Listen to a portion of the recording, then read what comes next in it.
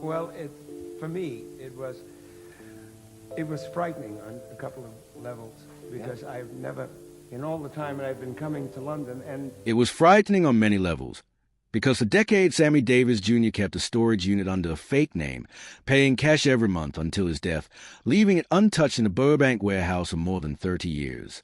When it was finally opened, investigators found far more than memorabilia, letters revealing the truth about his real mother, tapes of private conversations that could have destroyed careers, and evidence of what really happened with Kim Novak in 1958. Sammy documented everything, and after decades of silence, the truth finally emerged. Born on December 8, 1925, in Harlem, New York City, to vaudeville performer Sammy Davis Sr. and Ella Sanchez, show business was in his blood from birth, yet part of his identity was hidden. His mother was Cuban, a fact the family concealed due to strong anti-Cuban sentiment in America that could damage record sales and public approval. Even as a newborn, his life was shaped by racism and secrecy. Raised in Harlem during the energy of the Harlem Renaissance, Sammy began performing at just 2 years old with the Wilmaston Trio, while most children played with toys. The stage became his childhood, costing him a normal upbringing but giving him discipline, resilience, and early exposure to the cruelty of segregation. By 7, he was already acting in Rufus Jones for president, dazzling audiences and hinting at the force he would become. He never attended school, instead educating himself through travel, books, and relentless curiosity. In 1943, his life changed again when he was drafted into the U.S. Army, where he endured relentless racial abuse, humiliation, and violent assaults that nearly broke him. Left unprotected and beaten, he survived by rediscovering his power through performance in the Army's entertainment unit, where even those who hated him were forced to applaud. When he returned from military service in 1951, hardened but determined, he reclaimed the stage, and a single night at Ciro's nightclub on Sunset Boulevard, watched by Hollywood's biggest stars, turned him into an overnight sensation, launching the unstoppable rise of Sammy Davis Jr. Sammy Davis Jr. reached another milestone when ABC offered him a $20,000 television pilot, something virtually unheard of for a black entertainer at the time, even though no sponsor backed it, proving he had already broken through barriers. His rising momentum was shattered in 1954 when tragedy struck on November 19th as a 29-year-old drove his Cadillac from Las Vegas to Los Angeles and another car veered into his lane on Route 66, forcing a horn button into his left eye and causing permanent damage. Rushed to community hospital, doctors were unable to save the eye, yet Sammy stayed only 9 days before pushing forward, supported by friends like Frank Sinatra as show offers poured in at triple his previous rate. Wearing first an eye patch and later a glass eye, Sammy joked about his identity even as many assumed his career was over. But just 8 weeks later he returned to the stage at Ciro's and stunned Hollywood once again. The accident reshaped his life spiritually as well, and in 1960 he converted to Judaism after studying Jewish history during recovery, inspired by Eddie Cantor and feeling a deep connection to a people who had endured persecution, believing that being both black and Jewish made him stronger. Despite his fame, racism followed him relentlessly, especially in 1950s Las Vegas, where he could headline shows but not stay in the hotels or eat in the restaurants where he performed. Refusing to accept it, Sammy, with the backing of the Rat Pack, pressured casino owners, eventually earning $25,000 a week at the Sands and becoming the first black entertainer allowed to stay at the frontier, helping push Las Vegas to officially end segregation by 1971. Known as Mr. Show Business, Sammy mastered countless talents, from singing and dancing to playing multiple instruments, impressions, comedy, and even gun tricks, making every performance unpredictable. He took Broadway by storm in 1956 with Mr. Wonderful, written specifically for him despite critical backlash, running 383 performances and turning a profit, followed by Golden Boy in 1964, where his unstaged interracial romance sparked outrage, threats, and controversy, but earned him a Tony nomination and solidified his role as a cultural trailblazer. Beyond Broadway, he made powerful film appearances in Anna Lucasta, Porgy and Bess, Sweet Charity, Ocean's 11, and Robin and the Seven Hoods, opening doors for black actors in Hollywood, while dominating television with appearances on major shows and launching the Sammy Davis Jr. Show in 1966, one of the first primetime variety shows led by a black entertainer. Central to his rise was his lifelong friendship with Frank Sinatra, who recognized Sammy's talent when he was just 15, helped secure career-changing opportunities, publicly confronted segregation, paid his hospital bills after crash, pushed him back onto the stage, and stood beside him when it mattered most. Their bond became legendary, culminating in Ocean's 11, which premiered in 1960, grossed millions, and immortalized Sammy not as a sidekick but as a star, cementing his place in Hollywood's inner circle and proving that talent, courage, and loyalty could shatter even the strongest barriers.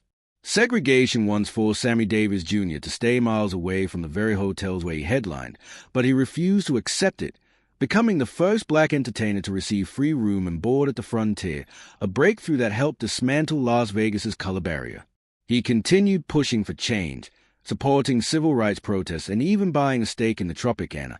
And when Nevada finally passed a law in 1971 ending hotel discrimination, it was partly because of his relentless pressure. When Sammy died in 1990, Las Vegas dimmed its lights for a full minute, honoring the man it had once rejected. His film career continued to flourish after Ocean's 11, with roles in Sergeants 3 and Robin in the Seven Hoods, proving he was a star in his own right and helping reshape Hollywood's view of black entertainers. Yet his personal life was marked by painful sacrifice, beginning with his secret romance with Kim Novak in 1957, a relationship made dangerous by the era's violent racism and public hatred of interracial couples.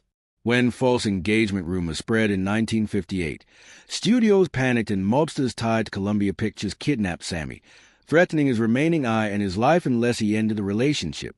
Terrified, he broke things off and entered a sham marriage days later to protect himself, a decision that nearly destroyed him emotionally.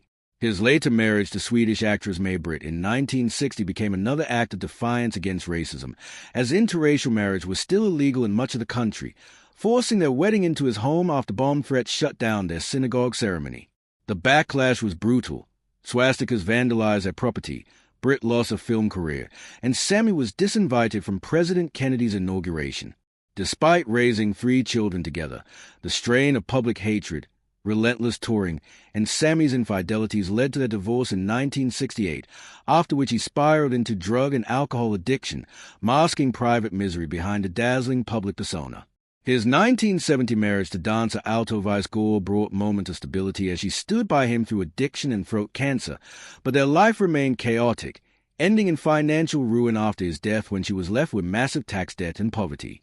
Despite earning nearly $50 million during his career, Sammy's gambling addiction, bad business deals, generosity, and unpaid taxes left him owing over $7 million to the IRS. Still, his legacy included triumphs like a surprise 1972 chart-topping hit The Candyman and his deeply personal anthem I've Got to Be Me, a song that captured the lifelong struggle of a man who faced racism, religious prejudice, personal loss, and physical injury, yet never stopped fighting to live boldly and authentically. Nothing ever truly broke Sammy Davis Jr., and he often closed his shows with a song that turned each performance into a declaration of defiance and hope. By the late 1960s, Las Vegas had become his kingdom, where he earned up to $25,000 a week and helped dismantle the city's racist traditions by demanding equal treatment, all while delivering dazzling shows that blended song, dance, impressions, and comedy, helping transform Las Vegas into the entertainment capital it became. His image still adorned casino walls as a lasting tribute. On television, he shattered barriers throughout the 1960s and 1970s, lighting up The Ed Sullivan Show, The Tonight Show, and making history in 1966 with one of the first network variety shows hosted by a black star. Yet the darkness in his private life deepened as his drug use and drinking spiraled during years of occult exploration, marked by cocaine-fueled nights, endless alcohol, and excess that drained him physically and emotionally. His marriage to May collapsed under addiction and betrayal, and though he later quit cocaine, alcohol remained a lifelong struggle, leaving even the great Mr. Show business at risk of losing everything. In 1987, fans rejoiced when Sammy reunited with Frank Sinatra and Dean Martin for what became the legendary farewell tour, later joined by Liza Minnelli, filling massive arenas across the world and redefining what the Rat Pack could be. Though Dean Martin exited early due to illness, the tour continued to the United States and abroad, ending in May 1989. Just months later, Sammy noticed troubling symptoms, and doctors delivered devastating news. throat cancer caused by decades of heavy smoking. Choosing radiation over losing his voice, he endured brutal treatment and briefly returned to the stage. But by early 1990, the cancer had spread, robbing him of his strength, his voice, and eventually his life. Sammy Davis Jr. died on May 16, 1990, at age 64, his extraordinary gift silenced by the very habit that had fueled his relentless performances. The tragedy deepened when the truth about his finances emerged. Despite earning millions, he owed more than $7 million in taxes, and the IRS seized nearly his entire estate, leaving his wife Altovice to sell their home, battle crushing debt, and lose almost everything. In September 1991, the heartbreak became public as hundreds gathered at an auction to buy pieces of Sammy's life, from his gold records to his tapped shoes, raising only a fraction of what was owed, while Altovice watched in tears. Even worse, many personal items vanished, only to resurface later in a storage unit rented under stolen identity, where police uncovered hidden treasures including instruments, records, clothing, and documents, stashed in a desperate attempt to save what remained from the IRS. The discovery closed one final, painful chapter in the story of a man whose life embodied brilliance, courage, excess, and ultimately a heartbreaking fall from grace.